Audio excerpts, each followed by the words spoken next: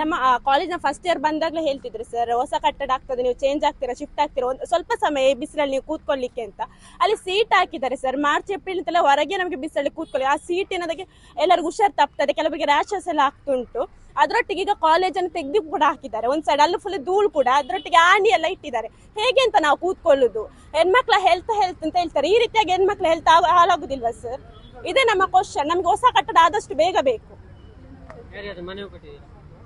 ಕೊಟ್ಟಿದ್ದೇವೆ ಸರ್, ಪ್ರತಿ ವರ್ಷ ಕೊಡ್ತಾನೆ. ಈ ಸರ್ತಿ ಅಂತ ಹೆಚ್ಚಾಗಿ ಕೊಡ್ತಿದ್ದಾರೆ ಮನವಿ, MLA ಗೆಲ್ಲ ಕೊಡ್ತಾನೆ ಇದ್ದಾರೆ. ಕೊಟ್ಟೇನೆ ಅಂತ ಇಲ್ಲಿ ತನಕ ಕೊಡ್ಲಿಲ್ಲ. ಈ ಹೋರಾಟವನ್ನು ನಾವು ನಿಲ್ಲಿಸುವುದಿಲ್ಲ.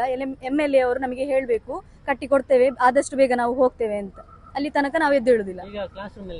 ಕ್ಲಾಸ್ ರೂಮ್ ಒಂದು ಸೈಡ್ ಬಿದ್ದಿದೆ ಸರ್, ಫುಲ್ ಹಾಳಾಗಿದೆ, ನಮಗೆ ಕೂತ್ಕೊಳ್ಲಿಕ್ಕೆ ಆಗುದಿಲ್ಲ. ಒಂದ್ ಸೈಡ್ ಬಿಸಿಲು, ಒಂದ್ ಸೈಡ್ ಆಸ್ಪತ್ರೆಯಿಂದ ಡಯಾಲಿಸಿಸ್ ಸ್ಮೆಲ್ ಬರ್ತಿದೆ ಸರ್. ಆದ್ರೂ ನಾವು ಕೂತ್ಕೊಂಡಿದ್ದೇವೆ.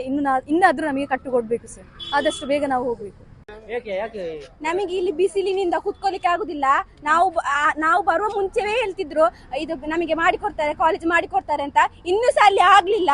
ನಾವು ಹೇಗೆ ಕುತ್ಕೊಳ್ಳೋದು? ಇಲ್ಲಿ ಡಯಾಲಿಸಿಸ್ ವಾಸನೆಯಿಂದಾಗಿ ಎಷ್ಟೋ ಜನರು ಆಸ್ಪತ್ರೆಗೆ ಸಿಗ್ಬೇಕು. ದಿವಾಸನ ನಮ್ಗೆ ಆಸ್ಪತ್ರೆಗೆ ಕರ್ಕೊಂಡು ಹೋಗ್ಲಿಕ್ಕೆ ಆಗ್ತದಾ?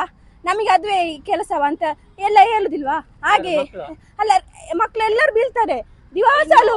ಹೌದು, ತಲೆಗೆ ಬೀಳ್ತಾರೆ, ಆಗುದಿಲ್ಲ.